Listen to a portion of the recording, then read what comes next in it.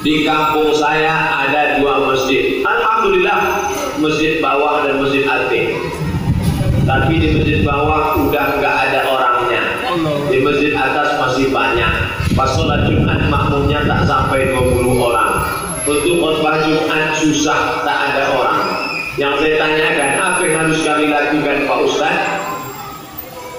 Apa sholat kami sah untuk kedepannya?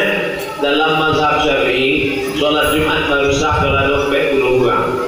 Maka dibuatlah di situ tabligh akbar tentang dosa meninggalkan sholat berjamaah. Istahwazat alaihi musyayatin. Satu kampung itu dikuasai setan. Bangkitkan balik semangat sholat berjamaah dan adakan pelatihan imam dan khatib. Ini Kabupaten Kampar, negeri Melayu Islam. Seluruh kori-kori ustaz-ustaz dari mana? Dari Kampar. Dr. Mawardi Muhammad Soleh, Kabupaten Kampar. Dr. Dasman Yahya Mahadi, Kabupaten Kampar. Dr. pokoknya semua dokter-dokter. LCMA baru datang. Saya mau pakai cadar. Laki-laki jangan. Perempuan silakan. Tapi orang tua tak mengizinkan. Namun suami saya sangat mendukung. Apa yang harus saya lakukan Pak Ustaz? Maka orang tua ini mesti dipahamkan. Bapak-bapak, ibu-ibu yang orang tua, pakai cadar ini baik. Apalagi kalau perempuan itu cantik. Saking putihnya, kalau dia minum teh manis nampak teh manis. Maka kalau dia pakai cadar, kalau dia tak pakai cadar, banyaklah uang yang masuk pulang ke. Ibu-ibu banyak yang berkelahi di rumah gara-gara laki itu latah. Tadi waktu menengok anak yang tak pakai bercabar tuh meniti air liu sampai rumah meniti air matong. Maka bercadar elok. Maka mahasiswi-mahasiswi Ambo di UIN yang pakai cadar, kalian istiqomah pakai cadar murid-murid ya. Dosen-dosen kok kalau mahasiswi itu tak pakai cadar, kalau pakai cadar kan konsep dia menjelaskan. Coba kalau enggak menulis sampai ke bawah. Bagus begitu. Tapi tidak wajib. Ibu-ibu kalau dikatakan wajib, bercadar wajib. Maka yang tak bercadar haram. Bercadar mustahab. Bagi yang bercadar silakan. Tapi yang tak bercadar jangan mengejek. Jadi kalau ada perempuan bercadar, nah ini jago. Kenapa orang lebih mengejek yang bercadar daripada yang bercelana jin? Ada perempuan bercadar, ada perempuan bercelana jin. Lebih semangat mengejek yang bercadar karena otaknya diisi setan. Hanya setanlah yang mengejek orang baik. Sesama setan dilarang saling mengejek. Apakah boleh dana bank dipakai posisi haji? Riba. Kalau boleh apa dalilnya? Riba. Duit riba tak bisa dipakai itu apapun. Labbaik Allahumma labbaik. Labbaik Allahumma labbaik. Apa kata malaikat? La labbaik wala sadai. Kau tak dapat haji mabrur, zaduka haram karena kau berangkat dengan uang haram. Jangan heran hajinya haji mabrur. Mabrur artinya diterima. Mabrur bahasa Jawa artinya kabur. Dulu aku heran menengok Pak Haji itu Pak Ustaz. Kenapa? Dulu sebelum pakai haji celana pendek, kini tidak bercelana muslim. Kali mabrur ya? Tidak ada mabrur. Seberapa besar perbandingan fadilah sholat jamaah yang mendapat imam takbir dibandingkan dengan makmum yang masbuk Pak Ustaz? Orang yang mendapatkan imam takbiratul ihram dah tinggal 40 kali kutibat lagu bara'atani, maka disjamin Allah Ta'ala bara'ah, selamat daripada nifak, selamat daripada fasik, selamat daripada munafik. Maka awak usahakan. Ambo mohon maaf tadi masbuk 2 rakaat. Padahal itu sudah Valentino Rossi, hampir kuya-kuya itu pun terlambat, dia musafir. Tapi nan seelok-eloknya intizar sholat, awak menunggu sholat, ditunggu sholat. Ini kan enggak sholat menunggunya. Kalau dulu lah sholat memanggil, mau lah sholat. Ikut sholat Allahu Akbar. Sembahyang subuh jam 7.30. Apa sampai kini kalau masuk SMS bertanya, Ustaz apa hukum sholat subuh jam 7.30? Memang tak aku jawab. Tak aku jawab. Ini ingin menawar-nawar hukum Allah Ta'ala. Tutup pintu, tutup jendela, matikan lampu. Usul fokus subuh. Pak suami yang pokok Pak Ustaz. Sejak mengaji mendengar ceramah Pak Ustaz kok sampai-sampai sholat duhanya pun berkurang. Allahumma adina fi man hadait. Jam 7.30. Wa'afina fi man afait. Mengaku mazhab Syafi'i lah. Tersebut mana? Saya insya Allah ingin melanjutkan studi S1 di Eropa. Mantap.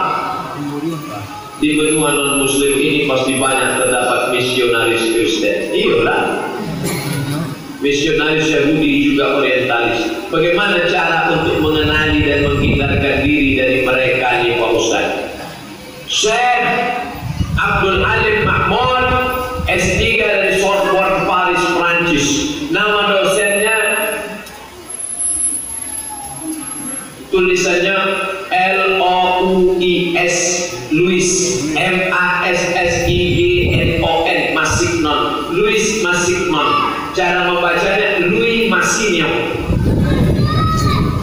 Bahasa Prancis bahasa yang tulisannya tak sama sekali cara membaca. Louis Massignon. Balik dia ke Mesir, tak sumbing imannya sedikit pun. Kenapa? Karena sebelum ke Eropa hafal Quran, hafal hadis, hafal mazhab, akidah kuat. Takkan goyang ke bawah berakar, ke atas ke pucuk, takkan mati dia tekan angin. Kenapa orang kita setelah balik dari Amerika banyak goyang, ke bawah tak berakar, ke atas tak berpucuk? Apanya enceng gondok? Gampang. Kemana air deras ke situ je pun.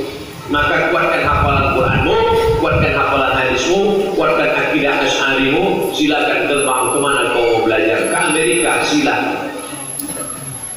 Ambo hari Rabu ceramah di Rantau Prapat, diundang oleh Bupati Labuhan Batu. Selesai ceramah, sebelum ceramah datanglah anak muda rambutnya panjang. Assalamualaikum Ustaz Abdul Somad. Waalaikumsalam. Kaifa haluk bi khair? Kaifa haluk ya Ustaz Abdul Somad bi khair? Anta min aina? Min aina anta? Dari mana kok bisa bahasa Arab? Ana min Almania. Almania? Jerman. Kam sana di Almania? Berapa tahun lah di Jerman? 5 tahun di Jerman. Bahasa Arabnya kok mantap. Ana khirij min Ma'had Darul Qalam gitu. Tamat pesantren Darul Qalam, kuliah ke Jerman. Tetap bahasa Arabnya hebat, tetap akidahnya, tetap sholatnya. Silakan belajar, tapi kuatkan dia. Pernah saya mendengar dari salah satu ustaz di YouTube, barangkali dari kelompok Salafi, yang mengatakan tasawuf, tarekat, syariat, hakikat, makrifat adalah bid'ah, akhirnya zindik. Bagi mereka yang telah mencapai tarekat, syariat, hakikat, makrifat, maka tak ada lagi beban baginya. Seperti sholat, puasa, maka tak wajib baginya. Itu tuduhan ustaz tersebut untuk tasawuf demikian. Mohon dijelaskan. Ambo pergi ke Aceh.